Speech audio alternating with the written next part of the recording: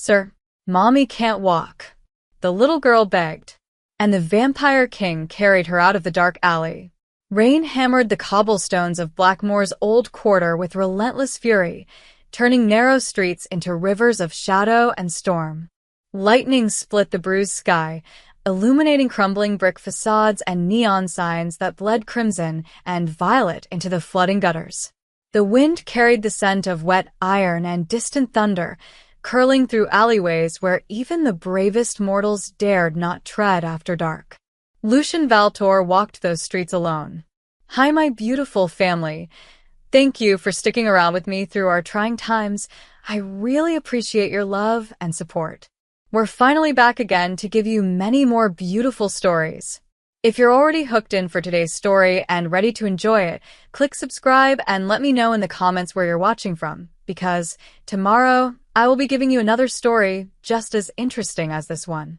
And you don't want to miss it. Now, let us begin. At first glance, he looked like a man, tall, silver-haired, impossibly beautiful beneath the obsidian crown that rested against his temples. His embroidered coat, black threaded with crimson, clung to his frame, soaked through but ignored. Rain cascaded over his pale skin, dripping from the sharp line of his jaw. His eyes, cold and crimson, betrayed nothing. Behind him, two shadows moved in perfect silence. Ravik Thorn and Solon Crest, his night guards, kept their distance but remained vigilant. They had walked these streets with him for centuries, watching their king patrol a city that both feared and worshipped him. Lucian barely noticed them tonight. Centuries of rule had dulled the edges of his existence. Nights blurred into endless repetition, court politics, blood contracts, the tedious maintenance of power. He walked to remind himself his kingdom still existed beyond marble halls and velvet thrones. Then something small collided with his boot. He stopped. A tiny hand, trembling and desperate, clutched at the hem of his cloak. Lucian looked down. A little girl stood before him, drenched to the bone. Her maroon dress clung to her shivering frame, her blonde hair plastered against her tear-streaked face. In one small fist, she clutched a soaked teddy bear, its button eyes reflecting the street lamp's dying glow. She looked up at him with wide, terrified eyes that shimmered with something more dangerous than fear. Hope. Sir. Her voice cracked, barely audible over the roar of the storm. Mommy can't walk. The words hung in the air between them. Lucian stared down at her, unmoving. Behind him, Ravik shifted, hand drifting instinctively toward the blade at his side. Your Majesty, Solon murmured, his voice low and warning. We should move. Mortals are not our concern. But Lucian wasn't listening. Something about the child held him frozen. The desperate trust to her eyes, the way she clung to his cloak as though he were her last hope in a world that had already abandoned her. He knelt slowly, obsidian cloak pooling in the rain-soaked street. Water seeped through the fabric, but he didn't care.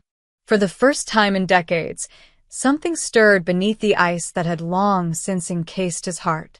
Where is she? He asked softly, his voice carrying a weight that made even the storm seem to pause. The little girl didn't hesitate. She grabbed his hand, her tiny fingers ice-cold against his skin, and pulled. This way, she whispered. Please, she won't wake up. Lucian glanced back at his guards. Ravik's expression was grim, disapproving. Solon's hand remained on his weapon. Both knew this was a mistake. Involvement with mortals brought complications. Attention. Danger. But Lucian was already moving. The girl led him into a narrow alley behind a shuttered pawn shop, where the rain fell even harder, where the only light came from a single flickering bulb above a rusted fire escape. The shadows here were thick, oppressive, the kind of darkness that swallowed sound and hope alike. There, the girl whispered, pointing with one trembling finger. Lightning cracked the sky. In that brief, blinding flash, Lucian saw her. A woman lay slumped against the brick wall, rain pouring over her unconscious form. Her long blonde hair was tangled and soaked, clinging to her pale face. Her white blouse, now translucent from the storm, clung to her frame. One arm lay limp at her side. The other rested weakly across her lap, as though she'd tried to keep herself upright before collapsing entirely. Her lips were pale. Her breathing was shallow. But it wasn't her fragility that stopped Lucian in his tracks. It was her scent. Beneath the rain, beneath the fever burning through her veins, there was something else, something ancient, forbidden, achingly familiar. It wrapped around him like a half-remembered dream, pulling at memories he'd buried centuries ago. Magic. Old magic. Rowan magic. Mommy. The little girl rushed forward, dropping to her knees beside the woman. She grabbed her mother's limp hand, pressing it to her cheek. Please wake up. Please. Lucian approached slowly, every instinct screaming at him to walk away. He brushed the wet hair back from the woman's face, his fingers grazing her feverish skin. Her eyes remained closed. Her pulse fluttered weakly beneath his touch. She should have been nothing to him. Another mortal casualty in a city full of them. Another life burning too brightly, destined to flicker out before dawn. But she wasn't nothing. She was impossible. Your Majesty, Ravik's voice cut through the rain, sharp with urgency. We need to leave. Now. If anyone sees, let them see, Lucian said quietly. Without another word, he slipped his arms beneath the woman and lifted her as though she weighed nothing at all. Her head lolled against his chest, rain streaming down her face. She was burning with fever despite the freezing storm, her body trembling even in unconsciousness. The little girl grabbed onto his cloak, her small fingers gripping the fabric with desperate strength. You'll help her? She whispered, voice breaking. You won't let her die? Lucian looked down at the child, at her tear-streaked face, at the fierce, stubborn hope that refused to let go. Something cracked inside him. No, he said, his voice rough. I won't. He turned and began walking back toward the street, the unconscious woman cradled in his arms, the little girl clinging to his side. Rain poured over them in sheets, turning the alley into a river of shadow and light. Behind him, Ravik and Solon exchanged a glance, one that spoke of consequences neither dared voice aloud. Mortals who passed them on the street stopped and stared. Whispers began immediately, spreading like wildfire through the storm. The Vampire King, carrying a human woman, a child walking beside him without fear. What does this mean? Lucian ignored them all. His focus remained on the woman in his arms, on the impossible scent of her blood, on the faint glow he could now see pulsing beneath her skin, a pattern he hadn't seen in centuries. A pattern that should not exist. The little girl looked up at him, rain streaming down her face. My name is Mira, she said softly.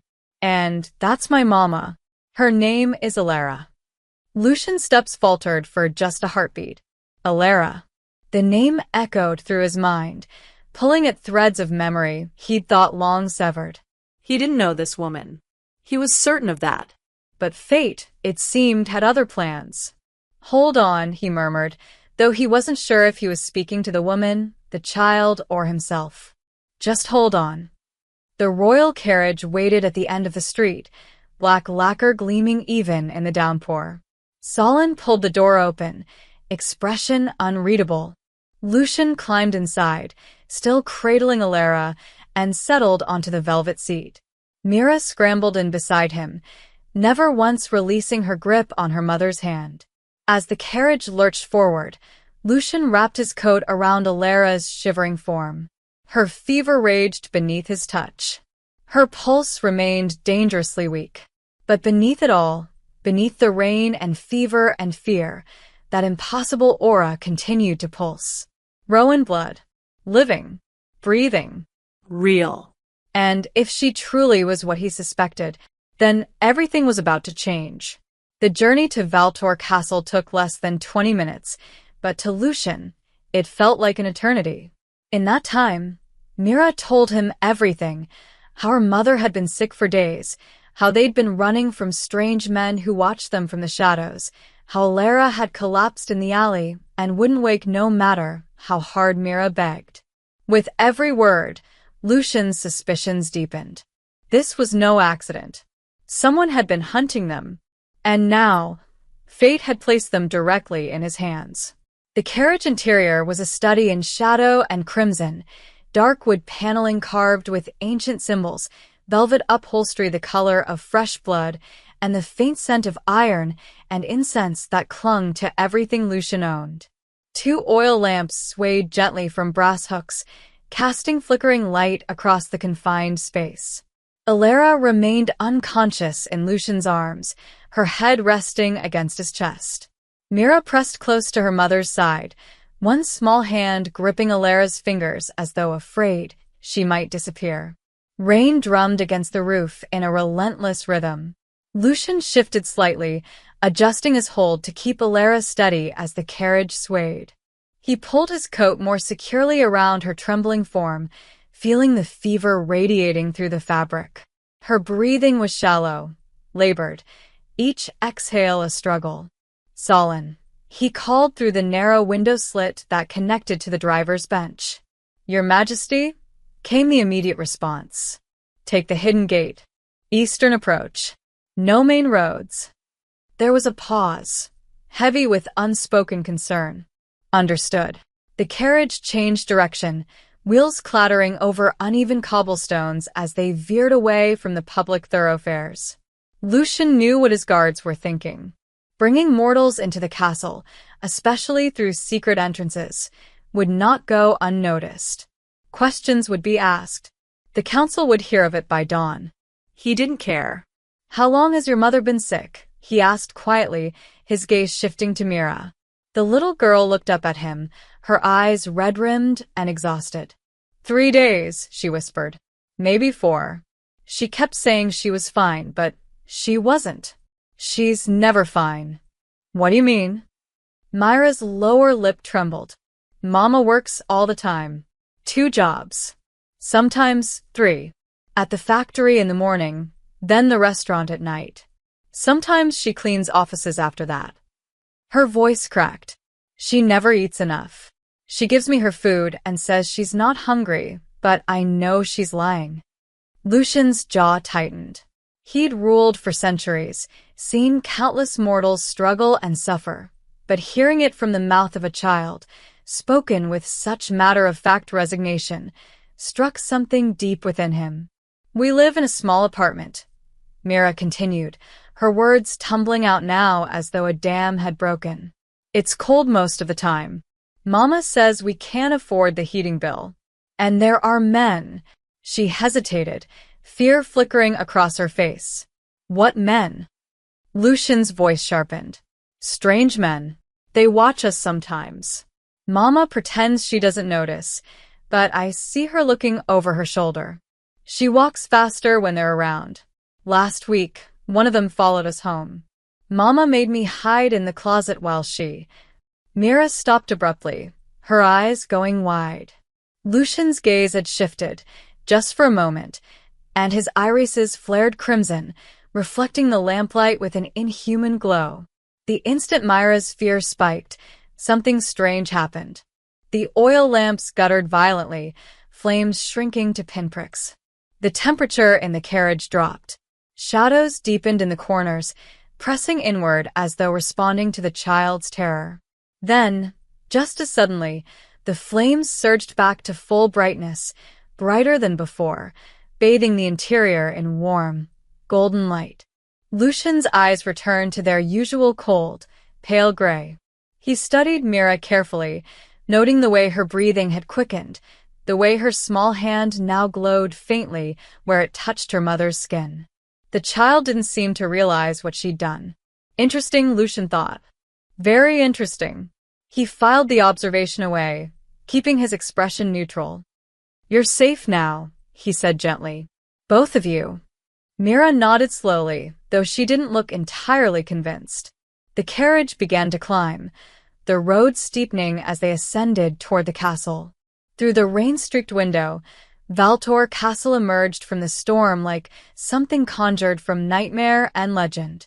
Gothic spires pierced the bruised sky, their peaks crowned with wrought iron gargoyles that seemed to shift and writhe in the lightning flashes.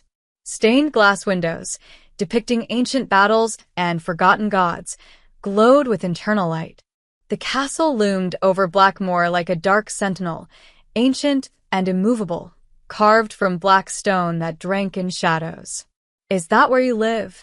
Mira whispered, pressing her face to the window. "Yes. It's big." "It is." The carriage pulled into a hidden courtyard accessible only through a narrow archway concealed by overgrown ivy. Guards stationed at the entrance stiffened as the door opened and Lucian emerged, still cradling Alara in his arms. Their eyes widened. Whispers began immediately. "Not a word," Ravik growled, stepping between the guards and his king. "To anyone. Am I understood?" The guards nodded quickly, but Lucian could see the questions burning in their eyes. By morning, the entire castle would know. He carried Alara through shadowed corridors lit by torches that never seemed to fully illuminate the stone walls. Mira hurried alongside him, her wet shoes squeaking against the polished floor. They descended a spiral staircase into the castle's lower levels, into the infirmary wing where healers kept their workshops and apothecaries. Two vampire healers looked up sharply as Lucian entered, their pale faces registering shock. "Your Majesty." "Stabilize her," Lucian commanded, laying Alara gently on a stone bed covered with linen sheets. "Now." The healers moved with practiced efficiency, examining Alara's pulse, checking her temperature, and pulling back her eyelids. But as they worked, one of them, an older woman named Corva, froze. "Your Majesty," she breathed. "Look." She pulled back Alara's sleeve, revealing her forearm. Beneath the pale skin, faint luminescent patterns glowed, delicate lines that formed the unmistakable shape of a rowan tree, its branches spreading across her veins like roots of light. The second healer gasped. "Rowan sigils," he whispered, then immediately caught himself, his eyes darting to Lucian. The temperature in the room dropped.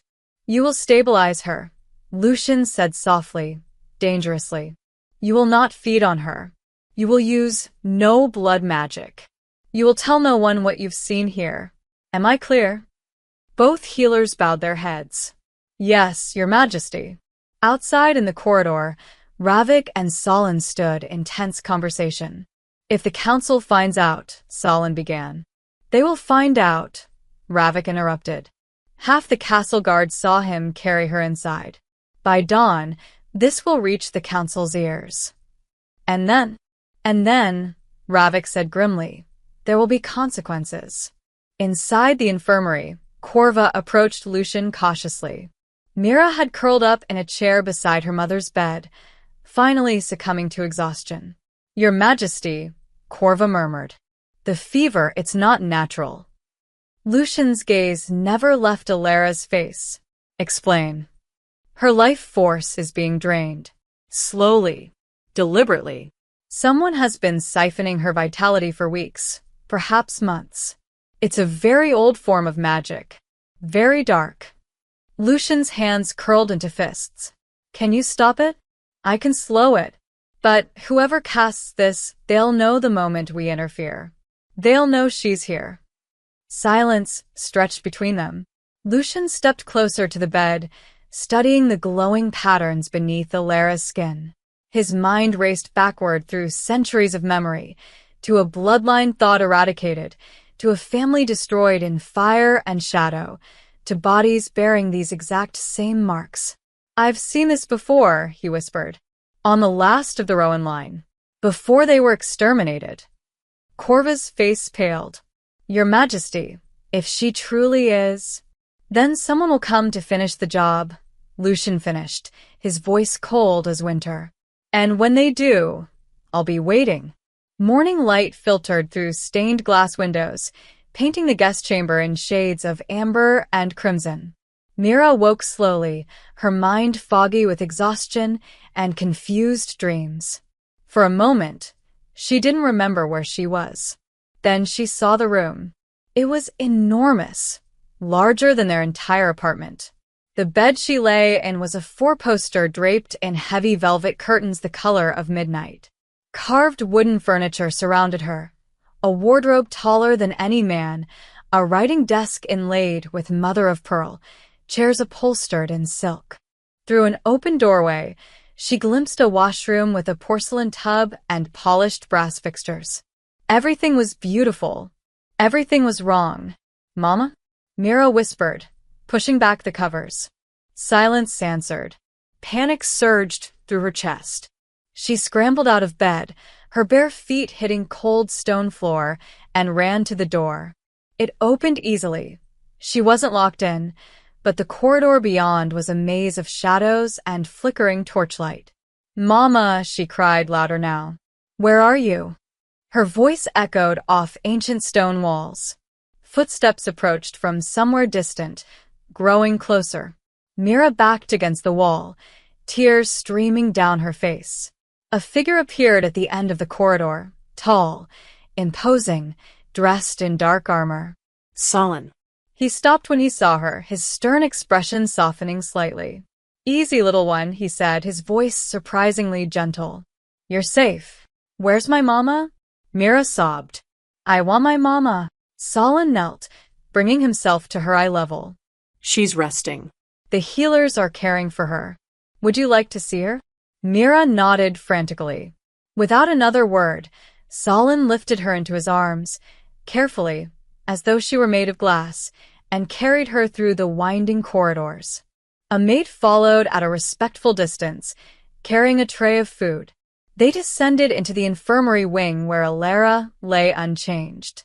Her skin was still pale, her breathing still shallow, but the fever seemed less intense than the night before. The glowing patterns beneath her skin had faded to barely visible tracings. "Mama," Mira whispered, climbing into the chair beside the bed. She grasped Alara's limp hand, pressing it to her cheek. "Please wake up."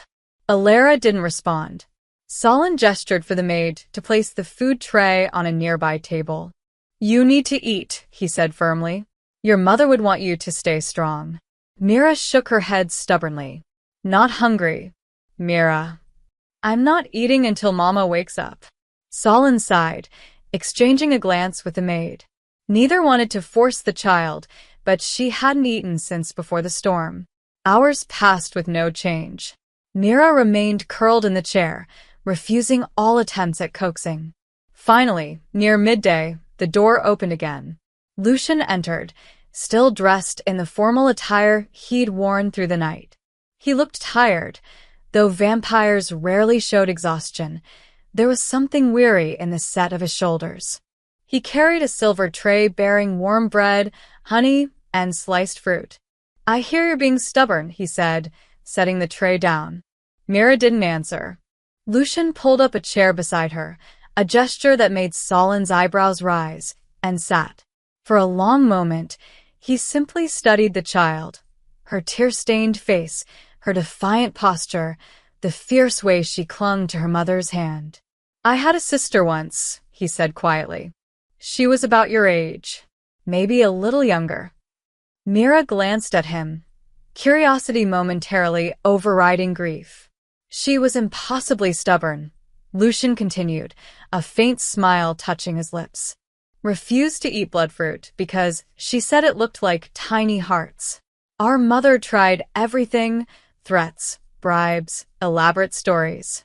Nothing worked." "What happened?" Mira whispered. "I told her bloodfruit grew on trees that only bloomed under moonlight, and that each fruit contained a wish from the stars." He paused. "She ate them after that. Every single one." "Did the wishes come true?" Lucian's smile faded. "Some of them." Mira was quiet for a moment then. "Is your sister still here?" "No," Lucian said softly. "She's been gone a very long time." Something in his voice made Mira reach out and touch his hand, a brief, tentative gesture that seemed to startle them both. "I'm sorry," she said. Lucian stared at her small hand resting on his, then gently pushed the tray closer. Will you eat now? Your mother will need you strong when she wakes. Mira hesitated, then nodded. She picked up a piece of bread and nibbled at it slowly. Lucian watched until she'd eaten half the tray, then quietly excused himself. Outside the infirmary, Ravik waited, his expression grim. We need to talk, he said. They moved to a private alcove where stained glass cast colored shadows across their faces. The staff were talking, Ravik said without preamble. Word has spread about the mortal woman and child. Some of the older nobles are calling it a violation of protocol. Let them talk, Lucian replied coolly. It's more than talk. You know the law. Mortals cannot reside in the inner keep except as registered servants or blood donors. Royal exceptions require council approval, which you don't have. I'm aware. Then you know they'll demand an audience. Soon. Lucian's jaw tightened. I'll deal with the council when the time comes. And if they demand you surrender the woman and child, they won't. How can you be certain? Because, Lucian said quietly, they don't yet know what she is. Later that afternoon, Mira wandered the corridors while Alara slept. A young maid had been assigned to watch her, but the girl was easily distracted, and Mira slipped away unnoticed. The castle was a labyrinth of stone and shadow. Mira turned corner after corner, each hallway looking identical to the last. She passed grand chambers with doors standing open, revealing libraries filled with ancient books and armories lined with weapons that gleamed in torchlight. Then she turned down a corridor that felt different. Colder. Darker. The torches here burned with blue flame instead of orange. The air smelled of old magic and decay. At the far end, an iron gate barred further passage. Beyond it, stairs descended into absolute darkness. Mira stopped, suddenly afraid. A figure moved in the shadows near the gate, tall and hooded, its face hidden. Lost, little one? The voice was soft, almost gentle, but something in it made Myra's skin crawl. I was looking for the infirmary, she stammered. The figure glided closer, not walking, but gliding, as though its feet never touched the ground. Such wasted power, it whispered, more to itself than to her. Burning so brightly, yet untrained. Uncontrolled. Dangerous. Who are you? A friend. Or perhaps an enemy. Time will tell. The figure tilted its head. Does the king know what you are, I wonder? Before Mira could respond, footsteps echoed from behind. The figure melted into the shadows, disappearing as though it had never existed. Solon appeared moments later, his expression thunderous. What are you doing here? This wing is forbidden. I got lost, Mira said, her voice small. There was someone, a servant most likely. Come, now. He led her back through the corridors, his grip on her hand firm but not unkind. Mira glanced back once, but the shadowed corridor remained empty. That night, Mira sat beside her mother's bed, watching the slow rise and fall of Alara's chest. The rhythm was hypnotic, comforting, until it wasn't. Alara's chest stopped moving. Mama? Mira whispered. Nothing. Mama. Panic flooded through her. She grabbed Alara's shoulders, shaking her. Wake up. Please. The candles around the room flared violently, their flames stretching toward the ceiling. A glass medicine bottle on the nearby table exploded, shards scattering across the floor. The temperature plummeted, and frost began spreading across the windows. Alara's chest hitched, once, twice, then resumed its steady rhythm. The candles returned to normal. The healers rushed in, their faces pale with shock. Corvus stared at Mira, then at the shattered glass, then back at the child. Rowan abilities, she breathed. Latent but powerful. Reactive to emotional distress. The other healer nodded slowly. The girl is more than human. Much more. Far above, in his private library, Lucian spread ancient texts across a mahogany table. Maps of old bloodlines. Genealogies written in fading ink. crests and symbols that hadn't been seen in centuries. He found it on the third scroll, the Rowan family crest, identical to the pattern glowing beneath Alara's skin. Beside it, a notation in archaic script: Lightbearers, bound to the throne by blood and oath. Protectors of balance. Hunted. Exterminated. Lucian's fingers traced the symbol, his mind racing. If Alara was Rowan, then Mira was a Lightbearer, a child prophesied to wield magic capable of destroying or crowning kingdoms. She wasn't just valuable. She was dangerous. And if the council discovered the truth, they would demand her surrender. Or worse, her destruction. Lucian closed the scroll carefully and locked it in a hidden compartment behind a bookshelf. Not yet, he whispered to the empty room. They don't need to know. Not yet. But deep down, he knew time was running out.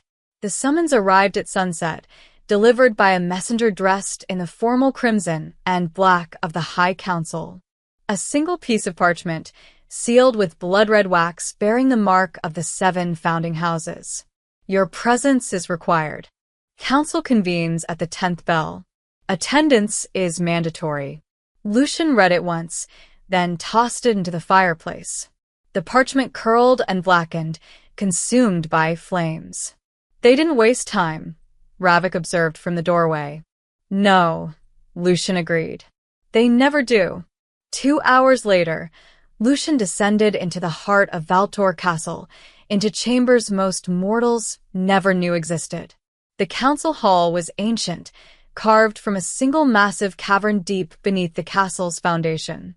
Torches lined the curved walls, their flames casting dancing shadows across stone that had witnessed centuries of blood and politics. 7 stone thrones formed a semicircle at the chamber's center, each occupied by a vampire whose age was measured in centuries. They represented the oldest bloodlines, the most powerful families, the foundations upon which the vampire kingdom had been built. And every single one of them saw Lucian as either a tool or a threat. Lucian entered through the main archway, his obsidian crown catching the torchlight. He wore formal court attire, black embroidered with silver thread, a cloak that trailed behind him like liquid shadow. Ravik and Solon flanked him, hands resting on sword hilts. The council watched in silence as he approached. Lord Darius Vex spoke first.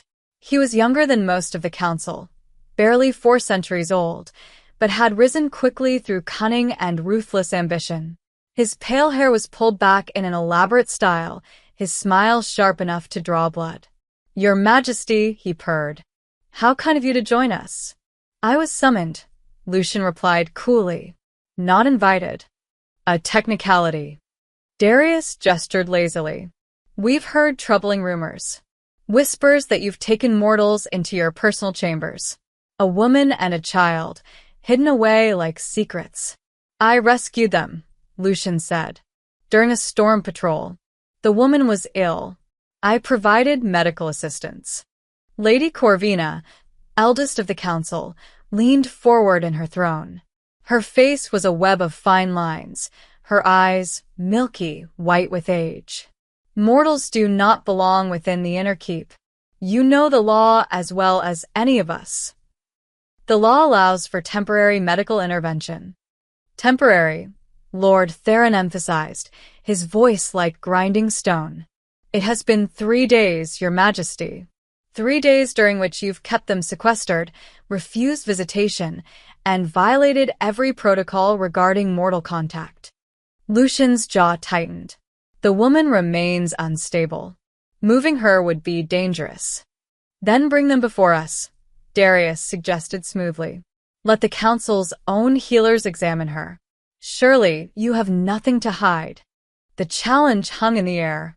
Lucian met Darius's gaze and held it. I will not parade a dying woman and her child before this council for your entertainment. Medical privacy supersedes political curiosity. Medical privacy? Darius laughed softly. Or are you protecting something else? Careful, Darius. I merely question your judgment, Your Majesty. Darius rose from his throne, circling slowly. You risk exposure of our kind for two mortals. You defy centuries of tradition. You refuse council oversight. One might wonder where your true loyalties lie. Lucian's eyes flashed crimson. The temperature in the chamber dropped. My loyalties, he said quietly, dangerously, have kept this kingdom stable for 2 centuries. I don't recall you contributing anything beyond poison words and political scheming. Darius's smile didn't waver. I serve the kingdom's interests, as do we all. Then trust that I am doing the same. Lady Corvina raised a skeletal hand. Enough. Your Majesty, the council requires assurance. Either grant us access to examine these mortals, or remove them from the castle grounds within 48 hours. Lucian stared at her. Around the chamber, the other council members nodded in agreement. You forget yourselves, he said softly. I am not your servant. I am your king. A king who serves at the pleasure of the founding houses, Lord Theron reminded him. A king whose power derives from our collective support. Then withdraw it, Lucian challenged. Call for a vote of no confidence. See how many houses stand with you. Silence stretched taut as a drawn blade. Finally, Lady Corvina spoke. 48 hours, Your Majesty. After that, we will take action with or without your cooperation. Lucian turned and left without another word. Ravik and Solon followed, their hands never leaving their weapons. Behind them, Darius watched with a satisfied smile. In the infirmary wing, the younger healer, a thin vampire named Marcus, waited until Corva had left for the night. Then he slipped into a storage room, locked the door, and pulled a small mirror from his robes. He whispered an incantation. The mirror's surface rippled like disturbed water, then cleared to reveal a hooded figure. Speak, the figure commanded. She's here, Marcus said quickly, nervously. A Rowan descendant. Living, breathing. The marks are unmistakable. A long pause. You're certain? I've seen the sigils myself. And the child, she exhibits power. Untrained, but potent. The king knows. He suspects. He's guarding them closely. Good, the figure said. Very good. You'll be rewarded for this information. Continue observing. Report any changes. And if the council demands access, let them try. The chaos will provide opportunities. The mirror went dark. Marcus tucked it away, his hands trembling slightly. He didn't know who he was truly serving, only that the gold had been generous and the promises even more so. Lucian returned to the infirmary near midnight. The castle was quiet, most of its inhabitants either hunting or sleeping. He dismissed the guards stationed outside and entered alone. Ilara remained unconscious, her breathing steady but shallow. Mira had fallen asleep in the chair beside her mother's bed, her small hand still clutching Ilara's fingers. Drool had dried at the corner of her mouth. Her teddy bear lay forgotten on the floor. Lucian stood at the foot of the bed, studying them both. He could send them away. Find a safe house in Immortal City, hire guards, provide resources. It would be easier. Simpler. Less politically complicated. But he'd seen the strange men Mira mentioned. He'd smelled the dark magic laced through Ilara's illness. Whoever was hunting them had been patient, methodical, willing to drain Ilara slowly rather than kill her outright. They wanted something from her. From them. Outside these walls. Without his protection, they would be found within days. Maybe hours. Inside, surrounded by potential enemies and political rivals, they were still vulnerable, but at least he could control the battlefield. Lucian made his decision. Ravik, he said quietly, knowing his captain waited just outside. Solon. Both entered immediately. From this moment forward, no one enters this infirmary without my explicit permission. Not healers. Not servants. Not council members. No one. Your Majesty, Ravik said carefully, the council has given you 48 hours. I don't care what the council demands. These two are under my protection. Anyone who tries to take them will answer to me personally. Ravik and Solin exchanged glances, then nodded. Understood. And find out who's been asking questions. Someone is feeding information to outside parties. I want to know who. We'll start immediately, Solin promised.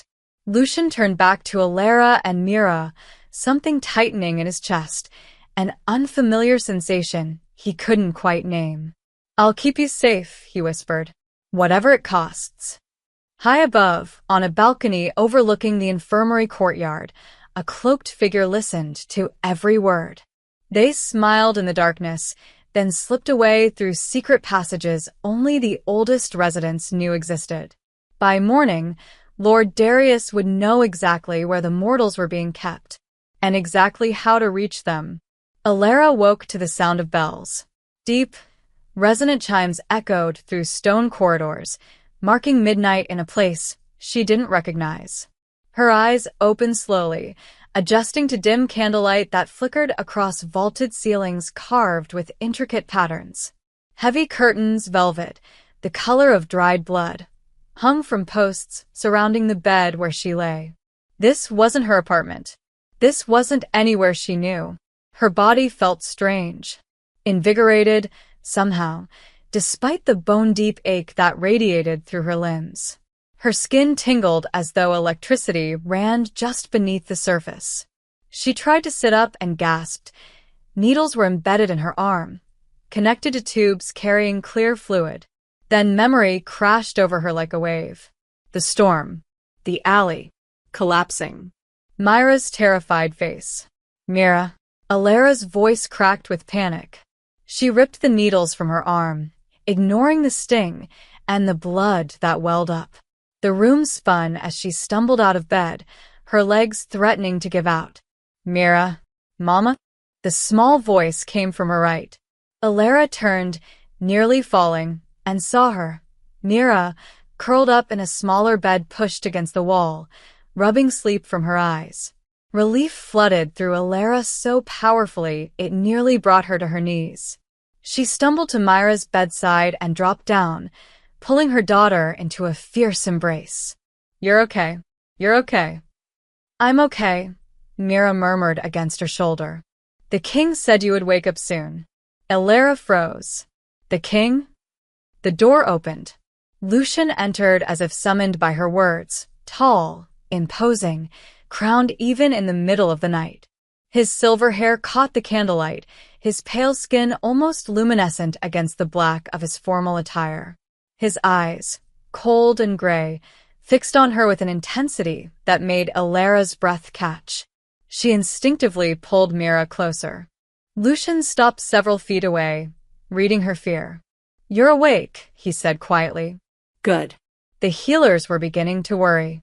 Where am I? Alara demanded, her voice steadier than she felt. What is this place?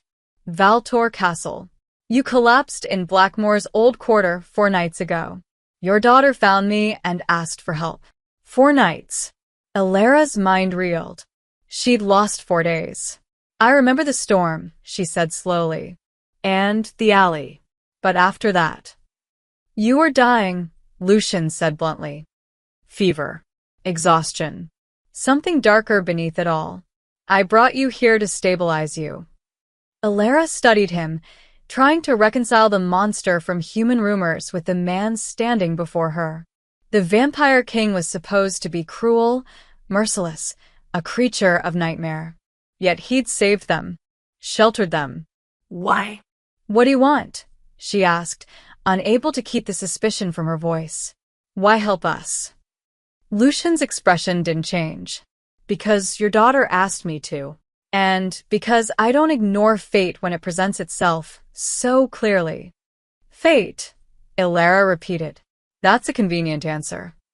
It's the truth. Are we prisoners? No. Then we can leave? Lucian hesitated, just for a heartbeat, then nodded. When you're strong enough. Though I wouldn't recommend it. Why not? Because whoever was slowly killing you is still out there. And leaving my protection would make you easy prey. The words landed like stones.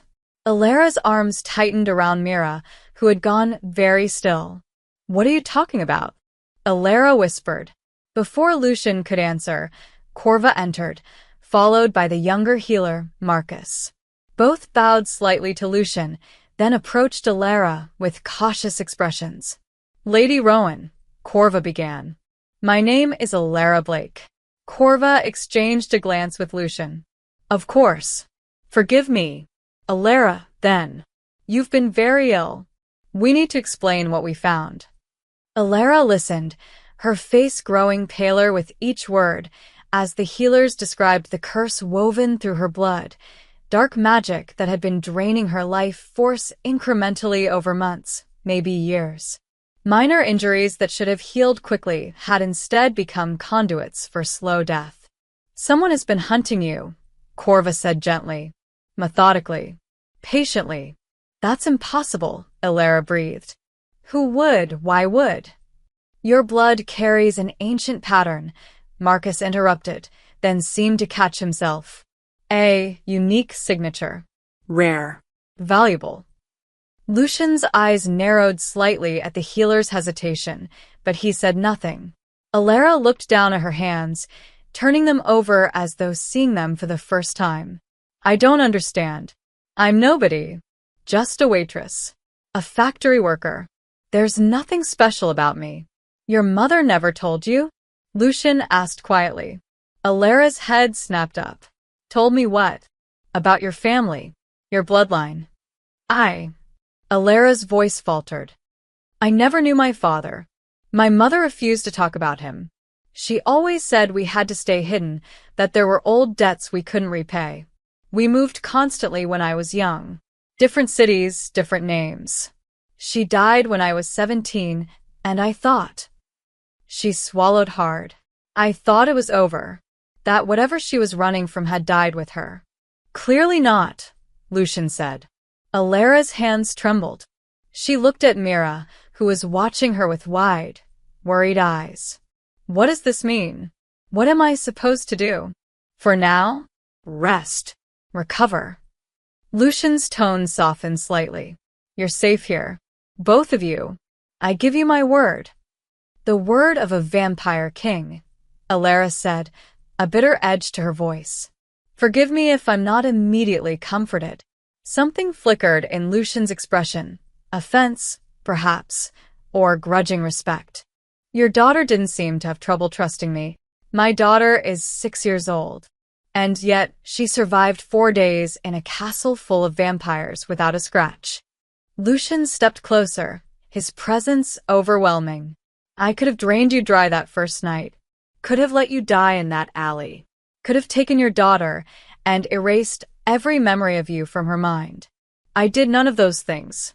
So yes, Alara Blake, trust my word, because it's all that stands between you and the things that hunt you." Silence stretched between them, heavy with unspoken tension. Finally, Alara looked away. "Thank you," she said quietly, "for saving us, for taking care of Mira." Lucian inclined his head slightly. "She made it easy." "Mama," Mira said suddenly, her small voice breaking the moment. "The king tells good stories. And he let me sit with you every day. And Solon taught me a card game. And—" "Mira," Alara laughed softly, tears pricking her eyes. "Slow down." But Mira was already launching into detailed accounts of her days in the castle, her words tumbling over each other in excitement. Alara held her close, stroking her hair, letting the familiar sound of her daughter's voice anchor her to reality. Lucian watched them, something shifting in his chest, a warmth he hadn't felt in decades. It unsettled him. "I'll leave you to rest," he said abruptly. "The healers will check on you regularly. If you need anything, tell the guards outside." He turned to leave, but Alara's voice stopped him. "Lucian." He looked back. "Why do you really care?" she asked. "About us. About any of this." Lucian held her gaze for a long moment. "I don't know yet," he admitted, "but I intend to find out." He left before she could respond. After the door closed, Alara settled back against the pillows, Mira curled against her side. She felt exhausted again despite having just woken, the weight of revelation pressing down on her. She reached up to brush hair from her face and froze. There, along her inner wrist where the healers had treated her, a faint pattern glowed beneath her skin, delicate lines forming the unmistakable shape of a rowan tree, its branches spreading like veins of light. "What did you keep from me, Mama?" she whispered to the memory of her mother. "What am I?" Outside the door, a shadow lingered in the corridor, listening. Then it slipped away into darkness, carrying every word back to those who waited. The new guest suite was almost obscenely luxurious. 2 connected chambers, one with a canopied bed large enough for both Alara and Mira, the other a sitting room with plush furniture, a writing desk, and windows overlooking the storm-gray city below. Tapestries depicting ancient forests hung on the walls. A fireplace crackled with warmth. Fresh flowers, night blooms that only grew in moonlight, sat in crystal vases. "This is too much," Alara said as Lucian showed them inside. "It's practical," he replied. "The infirmary is no place for a child to live. This suite is easier to guard. The adjacent chamber houses my personal guards. You'll be safer here." Alara wanted to argue, but couldn't deny the logic. She also couldn't deny the way Myra's eyes had lit up at the sight of the room, already exploring every corner with childish delight. "Thank you," Alara said quietly. Again, Lucian nodded and turned to leave, but Mira called after him. "Will you come visit?" He paused in the doorway. "If you wish." "I do," Mira said firmly. "You promised to finish the story about the bloodfruit trees." Something softened in Lucian's expression, so briefly Alara almost missed it. "Then I will." Over the following days, a strange routine emerged. Alara recovered slowly, her strength returning in increments.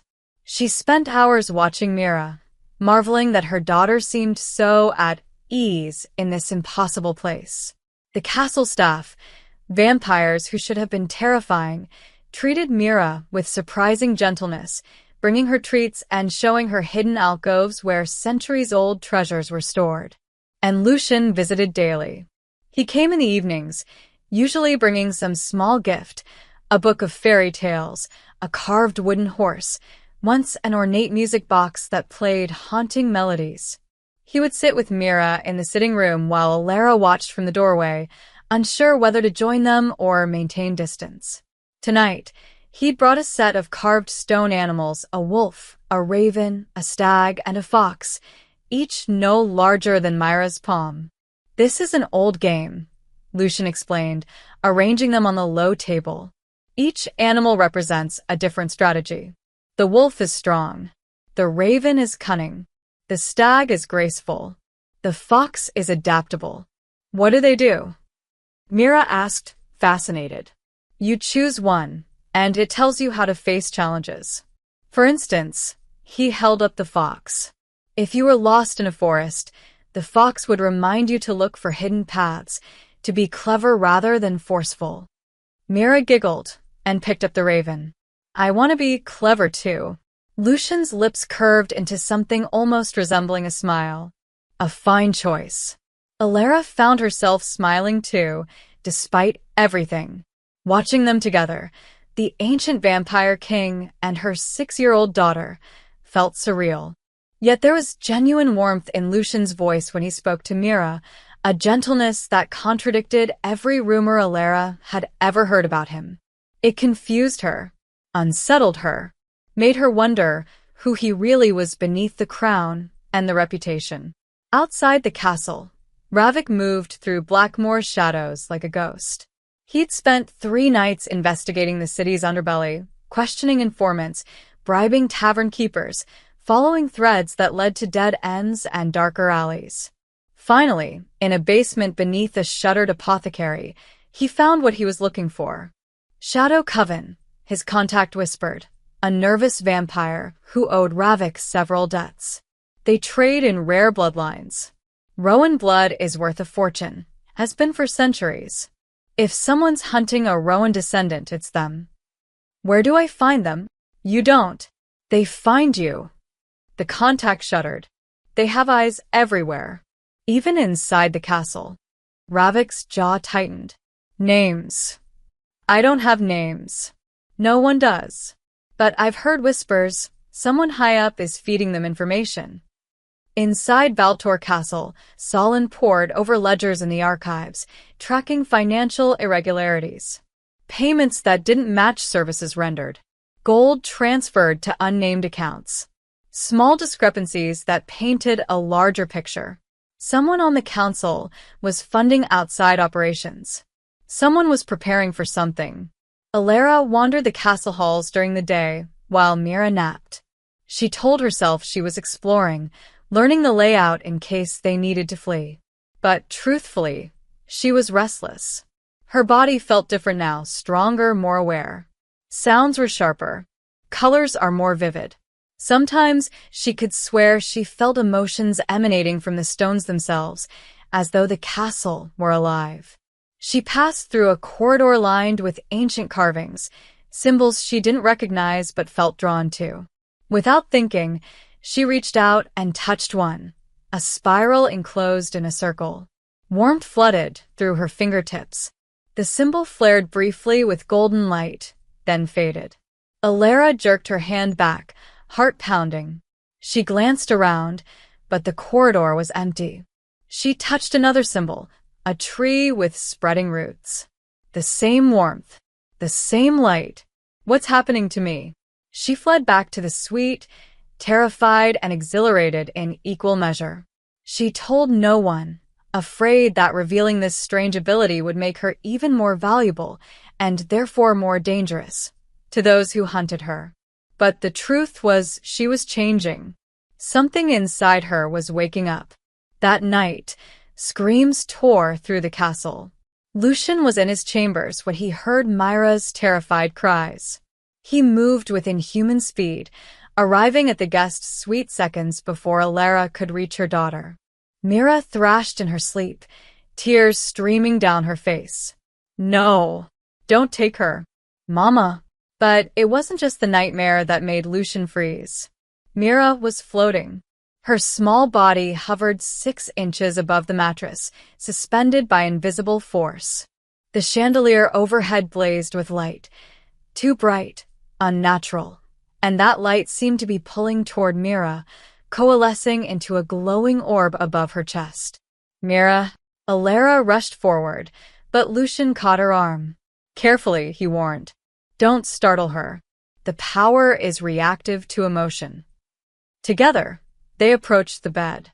Lucian spoke in a low, soothing tone. Mira. You're safe. You're dreaming. Come back to us. Alara took her daughter's hand, squeezing gently. I'm here, baby. I'm right here. No one's taking me away. Slowly, Myra's eyes fluttered open. The light dimmed. Her body lowered back to the mattress. The orb dissolved like morning mist. She blinked groggily. Mama, I'm here. Alara pulled her close, stroking her hair.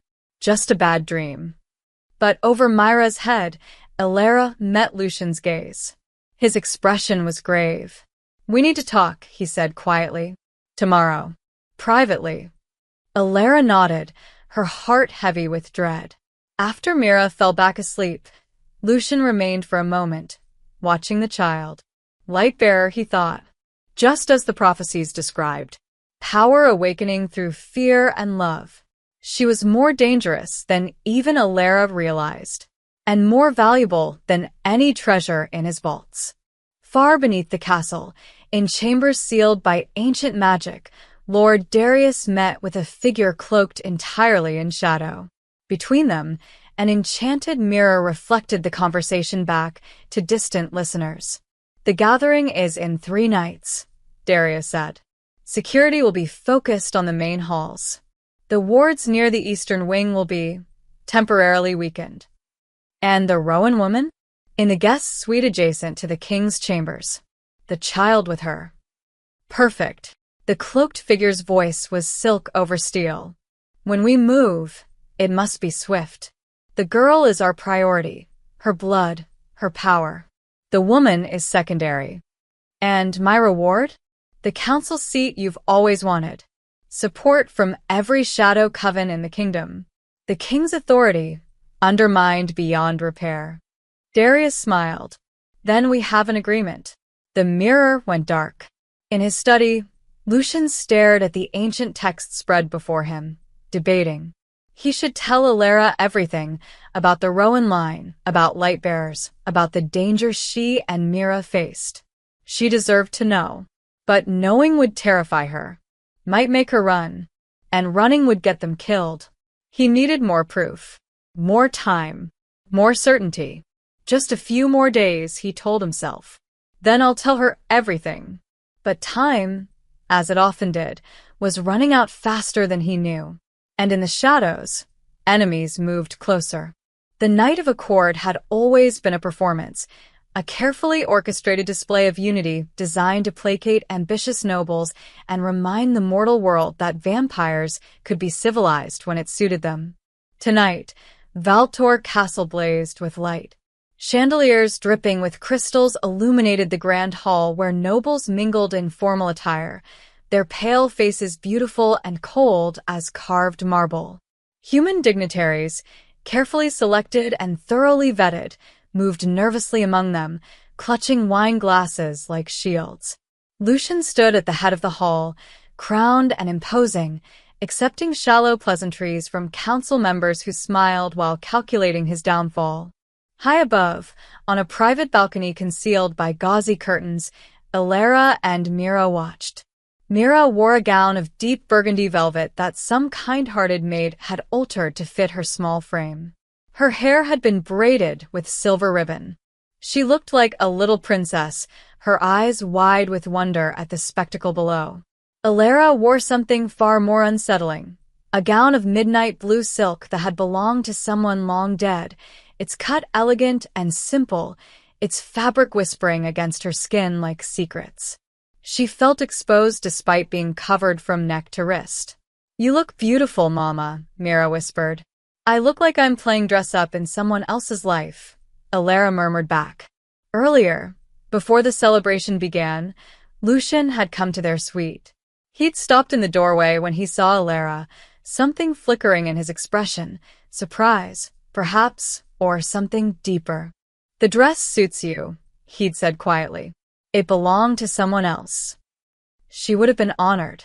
He'd stepped closer, producing a delicate silver necklace from his pocket, a pendant shaped like a crescent moon. "May I?" Alara nodded, too nervous to speak. Lucian moved behind her, his cool fingers brushing the nape of her neck as he fastened the clasp. The proximity made her breath catch. She could feel the controlled power radiating from him, cold and vast as an ocean held behind glass. "Thank you," she'd whispered. "For everything. For protecting us. For—" "Don't thank me yet," he'd interrupted, his voice rough. "The night isn't over." Their eyes had met in the mirror. For a heartbeat, something passed between them. Recognition, attraction, fear. Lucian's gaze had dropped to her lips, lingered there a moment too long. Then he'd stepped back, the moment broken. "Stay on the balcony. Don't leave for any reason. Ravik and Solon will be stationed at the stairway. You're expecting trouble." "I'm always expecting trouble." Now, watching him move through the crowd below with perfect royal composure, Alara realized something that terrified her. She no longer saw him as simply a monster or a king.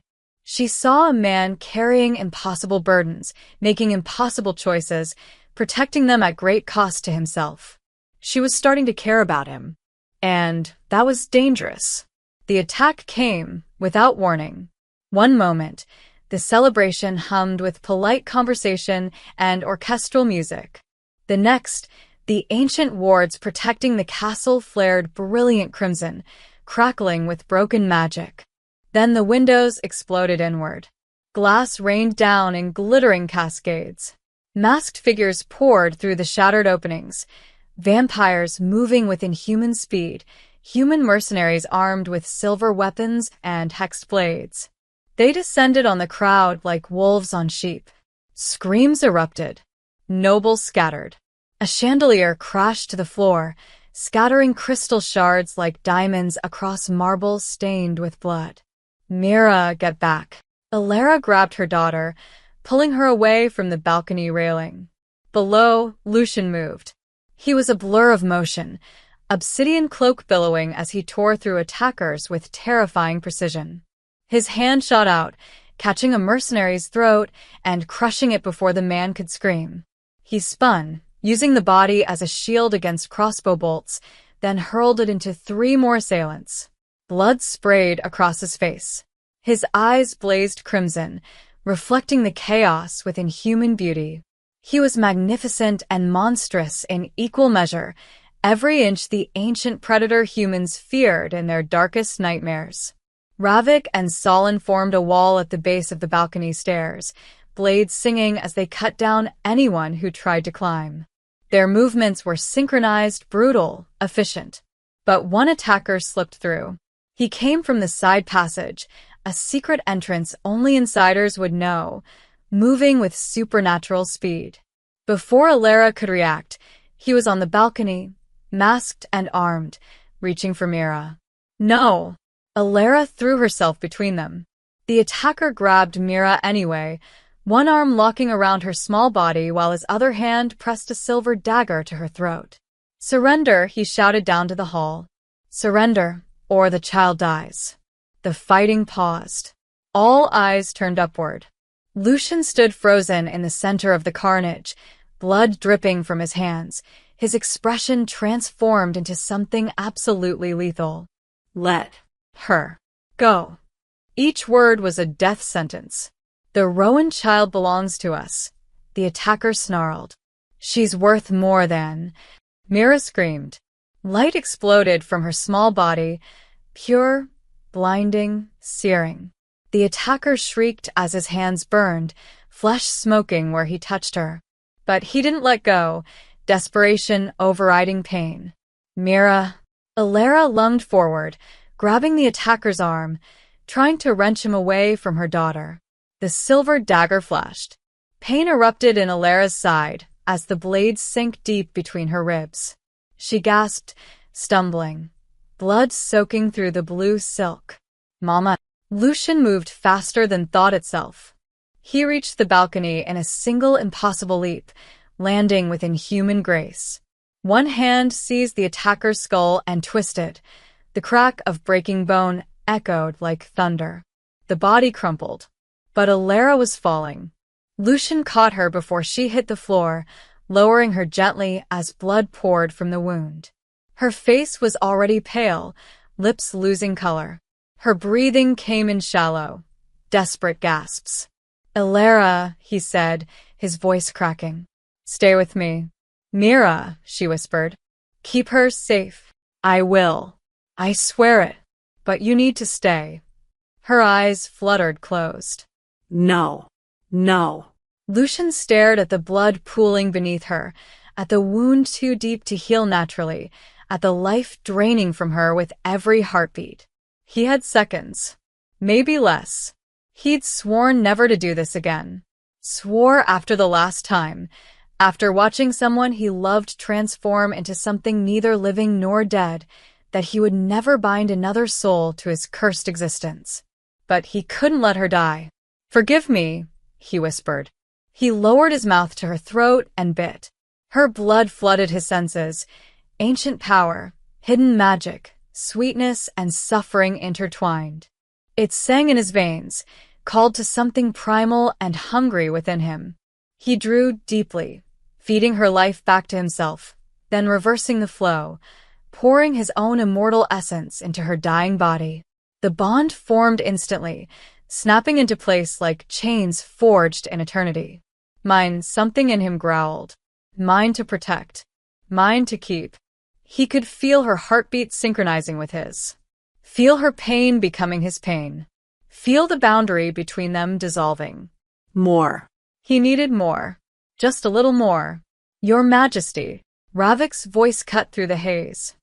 Stop. You'll kill her. Lucian ripped himself away with a snarl of pure agony, fangs tearing free, blood on his lips. He was shaking, fighting the frenzy, barely holding on to sanity. Beneath him, Alara's eyes fluttered open, and they glowed. Faint, golden, like sunlight through honey. Her wound began to close, flesh knitting together with unnatural speed. Color returned to her cheeks. She drew a deep, shuddering breath. She was alive. Changed but alive. Mama. Mira threw herself against Alara, sobbing. You're okay. You're okay. Alara's arms closed around her daughter automatically, but her gaze remained locked on Lucian. Confusion. Fear. Something else she couldn't name. What did you do? She whispered.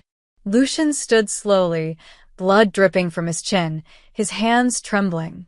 Around them, the battle was ending. Reinforcements had arrived. Invaders were being cut down or fleeing through broken windows. But Lord Darius was nowhere to be found. I saved you, Lucian said hoarsely, and damned us both in the process. The castle floor glittered with broken glass and pooled blood. Bodies lay scattered like discarded dolls. And in the center of it all, the vampire king stood with a mortal woman who was no longer entirely mortal, while a child of prophecy clung to them both. The night had shattered more than just glass. It had shattered every certainty Lucian had built his existence upon. And somewhere in the darkness, enemies regrouped, having learned exactly how valuable the Rowan pair truly were. Alara woke to a world that had become unbearably loud. Every sound crashed through her consciousness with crystalline clarity, the rustle of silk sheets amplified to roaring waves, distant footsteps echoing like thunder through stone corridors, whispered conversations 3 rooms away, as clear as if spoken directly into her ear. She could hear hearts beating, dozens of them, hundreds, each pulse a distinct rhythm forming an overwhelming symphony. She pressed her palms against her ears, gasping. It didn't help. Breathe. Lucian's voice cut through the chaos, low and steady. Focus on my voice. Let the rest fade to background. Alara's eyes snapped open, and the world exploded into impossible detail. She could see individual dust motes dancing in lamplight 20 feet away. The grain of wood in the ceiling beams. Stars visible through the window despite the pre-dawn darkness, each one sharp and brilliant as diamonds. What did you do to me? Her voice trembled with fury and fear in equal measure. Lucian sat in a chair beside her bed, still wearing his blood-stained formal attire from the attack. He looked exhausted, something she'd never seen in him before. I saved your life. The wound was fatal. You would have bled out in minutes. By drinking from me, the words came out harsh, accusing. Without asking, without giving me a choice. There was no time for choices.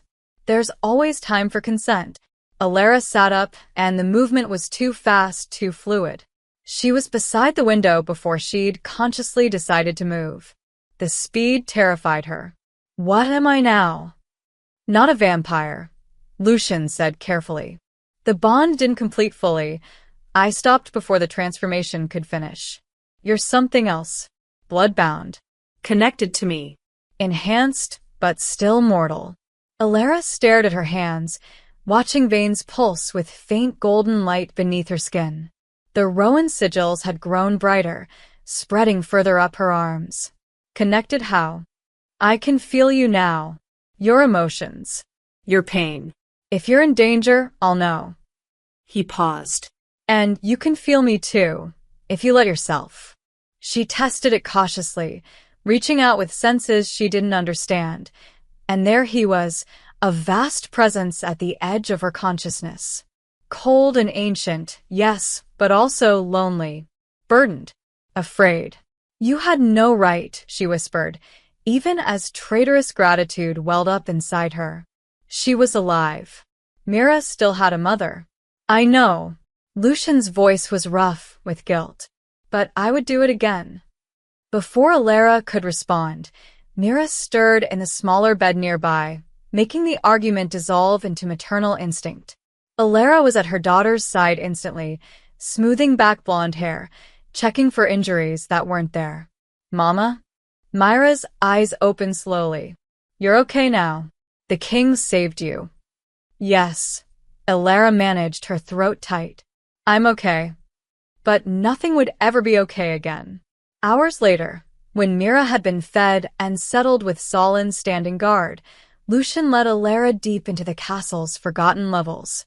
They descended spiral stairs carved centuries ago, passing through corridors where torches burned with permanent flames.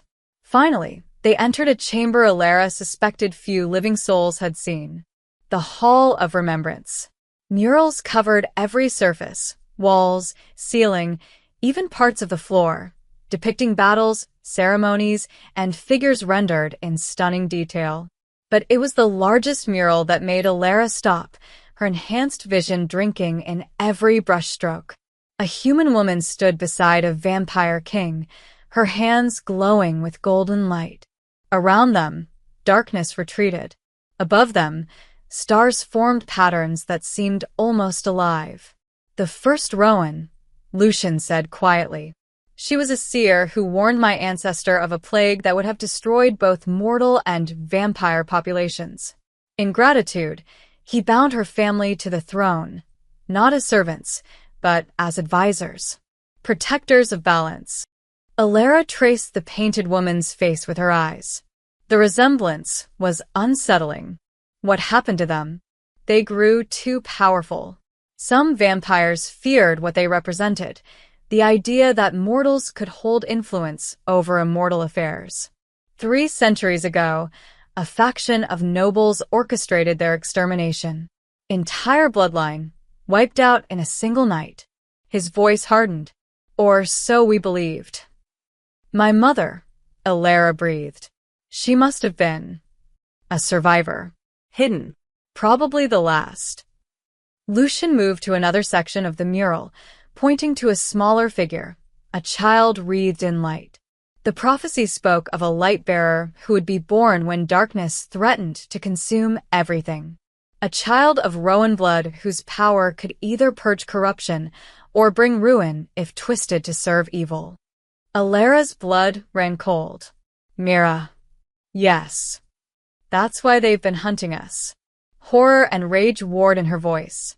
Not for money. For her. Because she's some kind of weapon they want to control. Or destroy, if they can't control her. Lucian's jaw tightened. The attack tonight wasn't random. Someone on the council betrayed your location. Someone wants Mira badly enough to risk open war. Alara turned on him, emotions boiling over. This isn't fair. She's 6 years old. She should be playing with dolls and learning to read, not hiding from monsters who want to use her for prophecies and power. Tears streamed down her face. We never asked for this. We were just trying to survive, and now you're telling me my daughter is some kind of magical savior? That people will hunt her forever? Yes, Lucian said simply. Brutally honest. They will. But with training, Mira can learn to control her abilities. To protect herself. Training from whom? You. There are others. A witch who owes me favors. A retired seer living in the Northern Territories. Allies who would help, if asked.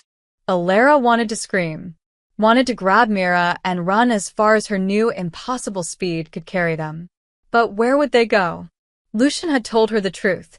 Danger had been stalking them long before they'd stumbled into that alley. At least here, they had walls. Guards. A monster powerful enough to fight other monsters. If I stay, she said slowly, if we accept this, what does that make us? Your prisoners? Your pets? My charges, Lucian corrected. Under my protection. Which means anyone who threatens you threatens me directly. That's not exactly reassuring. It should be, because I won't lose what's mine. The possessiveness in his tone should have frightened her. Instead, it kindled something warm and dangerous in her chest.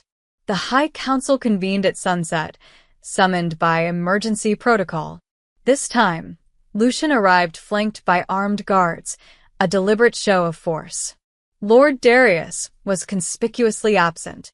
"We demand answers," Lady Corvina rasped. The castle was breached. Nobles murdered. And yet the mortal woman and her aberrant child remain under your roof. "They remain because I will," Lucian said coldly. "They represent a threat to the entire vampire nation." Lord Theron slammed his fist against his throne's armrest. "The child's power is unstable. She could destroy us all in a single uncontrolled burst. The woman is bloodbound to you, a security risk of the highest order." "The only security risk," Lucian said softly, dangerously, "comes from whichever council member betrayed our wards to last night's attackers." Shocked silence. "You accuse us," Lady Corvina began. "I accuse no one," Lucian interrupted. Yet. "But Lord Darius remains absent despite mandatory summons." "Interesting, don't you think?" Murmurs rippled through the chamber. "Regardless of internal treachery," Lord Theron pressed, "the Rowan woman and the light bearer must be relocated to a neutral fortress where they can be properly contained." No. The single word dropped like a stone into still water. "No." Lady Corvina's milky eyes widened. "Your Majesty, this isn't a request. The Council demands." "I don't care what the Council demands." Lucian's voice cut like a blade. "Illyra and Mira are under my personal protection. Anyone who attempts to remove them from this castle will be treated as an enemy of the throne. Am I clear?" The temperature plummeted. Several council members half rose from their seats, faces twisted with shock and fury. "You would risk civil war," Lord Theron breathed. "For 2 mortals? I would risk far more than that." In the hidden alcove above the council chamber, accessible only through secret passages, Illyra listened to every word. Her new hearing picked up the rage in the council's voices, the steel in Lucian's defiance. He was gambling everything. His reign. His authority. Perhaps his life. For them. For her. She pressed her hand against the cold stone wall, feeling her heartbeat synchronize with his through the blood bond, steady, fierce, unbreakable. And for the first time since waking in this impossible place, Illyra made a choice. She wouldn't run. She would fight. The underground chapel reeked of old blood and older magic. Ravik moved through shadows like death itself, Solon flanking him as they descended into the forgotten catacomb beneath Blackmoor's oldest quarter. They tracked Lord Darius for 3 days through a network of informants and bribed contacts, following breadcrumbs of gold and whispered meetings. Now they'd found him. Through a gap in the ancient stonework, they watched Darius negotiate with figures cloaked in red, the rogue coven's leadership, their faces hidden behind ceremonial masks depicting predatory beasts. "The light bearer will be worth 10 times what we agreed," one rasped. Her power, properly harvested, could fuel blood rituals for decades. "Then take her," Darius said dismissively. "Just ensure the king is discredited in the process. I want his throne, not his leftovers." Ravik's hand tightened on his blade. Beside him, Solon's eyes blazed crimson with barely controlled rage. They retreated silently, melting back through the catacombs to where Lucian waited with 6 of his most trusted night guards, warriors who'd served him for centuries, whose loyalty was absolute. "Darius?" Lucian asked quietly. "Confirmed," Ravik said. "Negotiating terms with the coven." They want Mira. "He wants your crown." Lucian's expression went flat, empty, the terrifying calm before a storm. "Then let's give them both an ending they won't forget." They struck without warning. Lucian crashed through the chapel's rotted door with inhuman force, splinters exploding inward. His guards poured in behind him, blades singing as they engaged the coven members who scrambled for weapons. Lord Darius spun, genuine shock flashing across his face before his politician's mask slammed back into place. "Your Majesty, what an unexpected pleasure." "Treason," Lucian said softly, advancing. Conspiracy. Attempted murder of those under my protection. Should I continue? You're a fool, Lucian. Darius drew his sword, an ancient blade etched with dark runes. Blinded by sentiment for mortals who will die in a heartbeat while you live forever. You've grown weak. Weakness, Lucian replied, would be allowing ambition to poison what I've built. Weakness would be sacrificing a child to placate cowards like you. They clashed. The duel was brutal, ancient. Two vampires whose skills had been honed over centuries, each movement precise and lethal. Blades sparked against stone as they fought through the chapel, destroying pews and shattering stained glass. She's just a mortal. Darius snarled, forcing Lucian back. A temporary distraction. You would risk civil war for someone who'll be dust in 50 years. Lucian's blade found an opening, carving through Darius's guard to slice deep across his chest. I would risk everything for what I'd choose to protect. That's not a weakness, Darius. That's the purpose. Around them, the battle turned. Lucian's guards systematically dismantled the Coven members, centuries of training overwhelming desperate ambition. Bodies fell. Screams echoed through ancient stone. Darius stumbled, blood pouring from multiple wounds. His eyes burned with hatred. You'll regret this. Others will come. She's too valuable. The prophecy. The prophecy, Lucian interrupted, pressing his blade against Darius's throat, says nothing about who protects the light bearer. Only that she'll choose light or darkness when the time comes. He leaned closer, voice dropping to a whisper. I intend to ensure she chooses wisely. One swift motion. Silence. Lucian stood over the body, breathing hard, covered in blood that wasn't his own. Around him, his guards finished securing the chapel. The immediate threat was ended. But the weight of what he'd done, killing a council member, however justified, would have consequences that rippled for years. He didn't care. Dawn was breaking when Lucian returned to the castle, moving slowly through exhaustion and injury. A Coven member's blade had caught him across the ribs, not fatal, but painful. His formal coat was ruined, hanging in shredded tatters. He'd barely entered the courtyard when small footsteps pounded across stone. Lucian. Mira ran to him, arms outstretched, tears streaming down her face. She crashed into his legs, hugging him fiercely, sobbing. You're back. You're okay. Mama said you might not come back, but I knew you would because you promised, and you always keep your promises. Something inside Lucian's chest cracked open. He knelt slowly, ignoring the pain, and gathered the child into his arms.